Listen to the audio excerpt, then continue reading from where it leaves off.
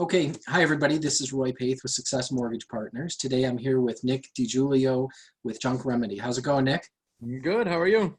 Very good, very good. Nick recently helped me clear out some junk that Waste Management wouldn't pick up because of the current coronavirus issue. So I was very appreciative. Got out there super quick, got it taken care of, and it was at a good deal, a good price. So I got to ask you, how does one get into this business? I've actually been doing this since before I could drive. I was 15 as the helper, doing this stuff. And it was actually a summer job while I was still in school. And then it just stuck with me. I've just been doing it forever. The only time I haven't been doing it is college. Okay, all right, that's interesting. So now, when you got into it, when you first started, what pulled you in? Was it you just working with somebody, helping somebody, or? Yeah, just looking for a summer job and just answered an ad it was so new Yeah. that people thought we were like Sanford Son, that we'd go around and buy the stuff when they didn't really get it, that we were a service to haul the stuff away. And so, that was kind of a learning curve, and then learning the ropes, and then eventually getting my driver's license and driving a truck and moving up the ropes that way. And then I went off to school, and then after that I moved to college. I was in University of Montana for college, and so then after that I moved to Denver, and I got back into it there.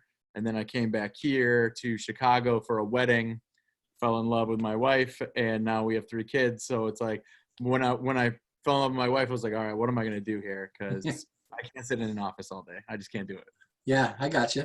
So we were talking before the call about a lot of people think, hey, you just come, you pick up the garbage, and your job is done. But explain what happens afterwards after you pick up.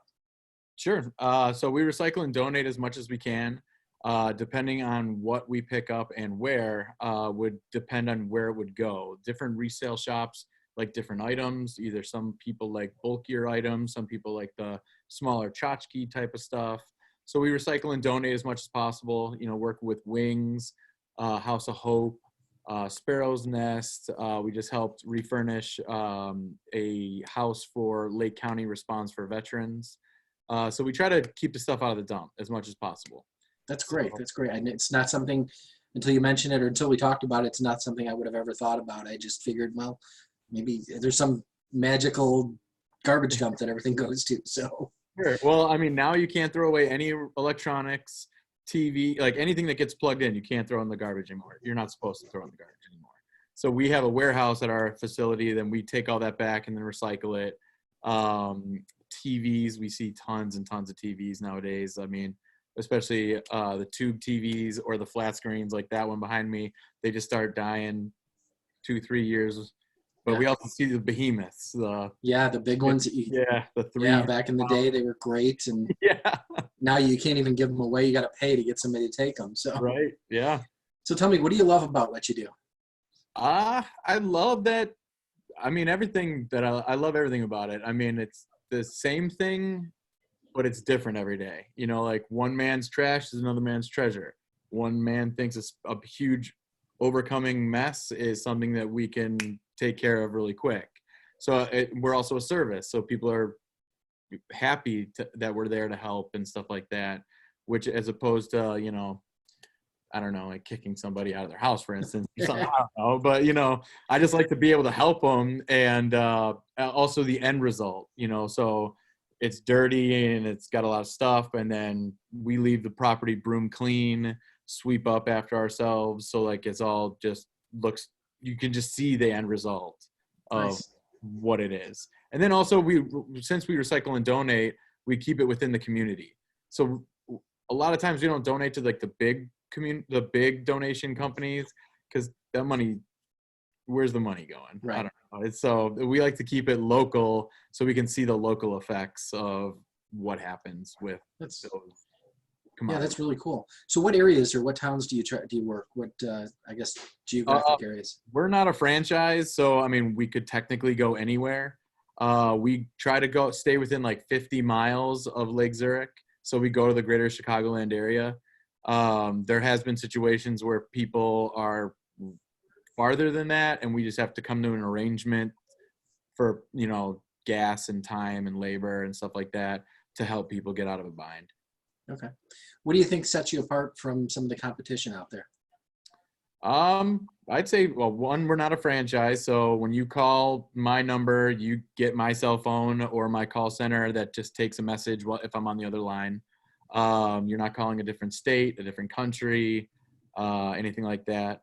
And since we're not a franchise, then I could also change the rates of like trying to stay within somebody's budget to help you out. Try to just keep it all, local. We're locally owned and operated. I was born and raised here before I went out to west for my hiatus, I'd say for 15 years. But then so I'm local here. So when somebody calls me and they're like, "Hey, I'm in at this intersection," I'm like, "I'm 15 minutes away from you," so they know where I'm at. And it just also, I would just also just kind of like be wary of like the person who says like a price, and then when they get there, they charge you a different price. It's kind of like, yeah, it's actually one thing I was going to ask you. What one piece of advice would you give somebody that's starting the process, looking for, maybe they're cleaning out a family member's house that it passed away, or just trying to get rid of junk? What piece of advice would you give them? I mean, if you were going to be like just starting the process, I would just give us a call. I mean, I'm happy to answer the phone and talk you through it and stuff like that. A lot of donation companies will come through and donate the stuff or come pick it up for free. And then that in retrospect would get my cost down because we charge by however much we haul away. So it just depends. So like if you can donate it for free, that would get my cost down of how much I charge. Now, a lot of times the donation companies, if people get behind the 8 ball, can be booked 2-3 weeks out, months out. And so sometimes you get behind the 8 ball, we're happy to help and come on out that way. But I would also be wary of like other junk removal companies that sometimes I hear pricing and I'm like, I can't even compete with that, because we're fully licensed, bonded, insured. All the guys are uniformed. And, if they don't have insurances, they're not covering that overhead of what it costs. That's why we have our minimum charge, just to cover the insurance. Age old, if it's too good to be true, it probably is too good to be true. Yeah, or it's like, but my parents used to always say, we had a swimming pool in our backyard, and they're like, "Don't you ever swim in that pool without us home. Somebody gets hurt, I'll get sued." It's like, oh, they won't sue you. Have somebody break a leg in your house and see if they don't call your homeowner's insurance. Your insurance, yeah, because that's what we have insurance for, right? Right, exactly. So how are you adapting to the current social distancing environment? How's that kind of affected your business? I mean, there's regulations and stuff like that, depending on if we're going into condos and stuff like that.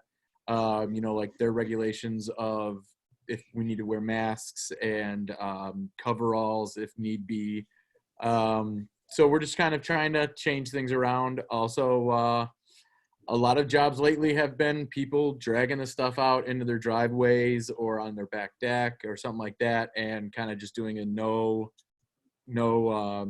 contact. Yeah, like we take credit cards, stuff like that, or we had one lady slip a check underneath the door. So, we'll do anything to try to make it easier, but it's just kind of one of those things of you just kind of roll with the punches on, 1 minute the mask doesn't do anything, then it's going to be mandatory, and trying to keep up. Yeah, absolutely, changing every day, and that's one of the things that I had put our stuff out for for waste management to pick up, and obviously at that point you told me they're not picking up any oversized items right now, and I think that's an area where people may not realize that, and it's probably a perfect time to give you guys a call to pick up, whatever it is that you normally are used to taking out to the curb and putting to the garbage, and it disappears. Sometimes people pick it up and on their own, or the garbage man picks it up, but that's not happening so much anymore. Yeah, right now with everything on lockdown, steel prices are low, so the metal scrappers are even slowing down or choosing a different thing to do. And so that stuff's still sitting out there that people thought the scrappers would take it. Yeah. It's just kind of a crazy time these days. So tell me, what's one thing most people don't know about you? I'd say a lot of times that I'm the owner. Okay. Because I mean, like a lot of time I'm in the trucks a lot of times, and so people don't think like just because you called the 1-800 number that you would technically get me to show up at your house and stuff like that. But I'm always out and about, and but yeah, you know, I don't know. I'm kind of a open book. I'm Okay. not too shy. How many, I mean, how many for your, as far as people, a crew that you have, how many trucks, what kind of size, I guess, how big are you guys? Sure. Well, we've been in operations for 10 years now. We have 9 trucks, and then our crew fluctuates from winter time. Obviously, it's a little slower for us. You know, people aren't exactly spring cleaning and stuff like that, cleaning out, motivated to clean out the garage when it's our beautiful polar vortex outside. But we'll balloon up to like 14, 15 employees in the summertime. And then just depends. I mean, we're growing every year. So, Sure. but as of right now, we have 9 trucks and we have 9 guys working right Okay. So let's end on a positive note. What do you like to do for fun? now. I like to hang out with my kids, fish. I love to fish. My wife and us, we live on a pond. So right now my kids are, my 2 youngest are going to turn 5 and 2, and my oldest is 6. So teaching them all everything new, you know, this weekend we just taught them how to ride a bike for the first time, no training wheels, 2 of them Yeah. in one day. So that was pretty cool. Yeah, You it's know, something that, it's some of the free time that we have over the weekends where you're not running around crazy. It's something to be said for this slower pace, different lifestyle. It's just a change. And I don't think it's necessary. The coronavirus is a bad thing, but the sure. extra time we've got and how you're spending it more with family is a good thing. Yeah. If anything good can come from it, obviously. Yeah. Yeah. It's definitely, you know, one of those things like, yeah, that's the nice thing about like, I hate to say that it's all canceled, you know, because I used to live in Montana. So the pace of living's a little slower than the Yeah. big city of Chicago, where even weekends are planned out, especially with 3 kids. You know, you go to soccer, to this, to that, to this. And, but to come home and just like hang out all together is pretty cool. I mean, Yeah. anything outside that's me. I just You're being good out, with, okay. you know, it's just, everyone's happier. The sun starts coming out and these 60, 70-degree days keep going up for me. You know, it's just being outside, fishing, just kind of like relaxing, but still staying busy. Yeah, I got you. So what's the best way for someone to contact you? You can call us at 877-722-JUNK, which is 5865. Or if you'd like, my cell phone is 847-714-6802. If you get into a bind or anything like that, you could always email me pictures at nick@junkremedy.com or text them to my cell phone.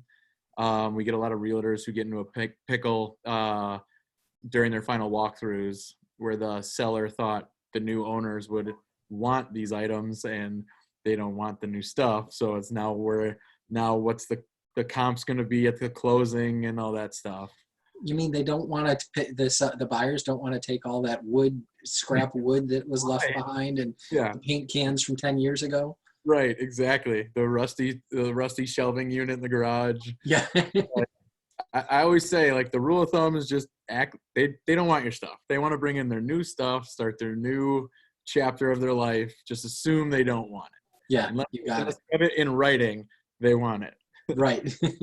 Perfect. Well, Nick, I really appreciate your time today, and hopefully if somebody reaches out to you that for any of their needs as far as hauling away junk, they've got your contact information, and it was great. Like I said, you helped me out in a bind. You took Zelly, which was even better because I couldn't have even found a check probably.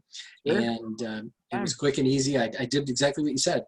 Shot you pictures via text, gave me a price. It was picked up. It was done, and I didn't have to worry about it because we had a mattress, and I don't even know how you get rid of those anymore. So Yeah, they're getting trickier and trickier these days, just like the TVs. yeah, I can't imagine. It's a few years back we were trying to get rid of a bunch of them and donate them, and nobody wanted to take them. So, anyways, Yeah.